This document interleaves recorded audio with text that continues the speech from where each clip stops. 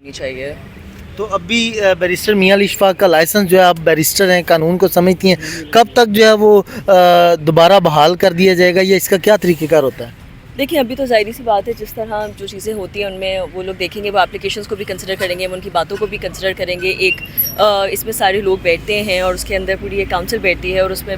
بات ہوتی ہے اور ان کو پھر اس چیز کے بیسس کے اوپر ڈیسائیڈ کیا جاتا ہے کہ کیا ٹھیک تھا کیا غلط تھا. لیکن ہاؤیور مجھے نہیں لگتا یہ کوئی اتنا سیریس کنسرن ہے کہ اس طرح کی چیز آئے گی. آئی تھنک یہ وقتی ایک چیز ہے جس کو ان شاء اللہ تعالیٰ ان کے لیے بھی آگے بہتر ہوگا، ان شاء اللہ ان کو ٹھیک کر دیا جائے گا. میم امرت یہ بتائیے گا کہ سوشل میڈیا پہ لوگ کہہ رہے ہیں کہ جس پر تشدد کیا گیا اس کا جو ہے، جس کو تشدد کا نشانہ بنایا گیا،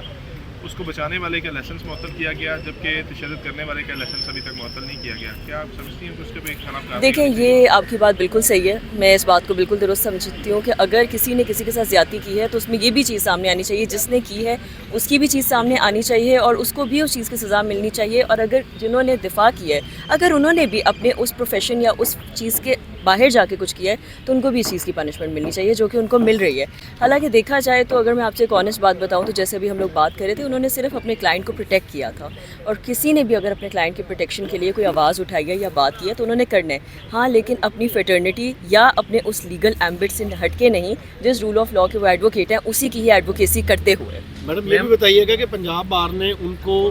سنے بغیر ود ڈیو جو پروسیس ہے اس کو فالو کیے بغیر ہی لائسنس معطل کر دیا، تو یہ بریچ نہیں ہے پاورز کا کہ ایک پارٹی کو سنا ہی نہیں گیا اور ون سائیڈڈ ایک آرڈر پاس کر دیا گیا؟ دیکھیں اس پہ میں صرف یہی بات بولوں گی کہ ظاہر ہے پنجاب بار کاؤنسل کوئی چھوٹا ادارہ نہیں ہے، بہت بڑا ادارہ ہے. تو آئی ایم شیور انہوں نے اپنے اس چیز کے ڈیو ڈیلیجنس اور اپنا ہوم ورک کر کے ہی ڈیفینیٹلی تبھی اسٹیپ لیے ہیں، اور جب اتنے سنگین چیزیں آئی ہیں تو تبھی انہوں نے یہ ایکشن لیا ہے. تو ظاہری سی بات ہے ہم اس میں یہ نہیں کہہ سکتے کہ کاؤنسل صحیح ہے یا کاؤنسل غلط ہے، لیکن انہوں نے اپنی ڈیو ڈیلیجنس کر کے ہی میرا کام کوشچن کیا. یہ ہے کہ جس پارٹی کے خلاف اگینسٹ ایک آرڈر پاس کیا گیا اس کو ہیئرنگ کا موقع ہی نہیں دیا گیا، ون سائیڈڈ کارروائی کی گئی، کیا یہ جسٹیفائڈ ہے؟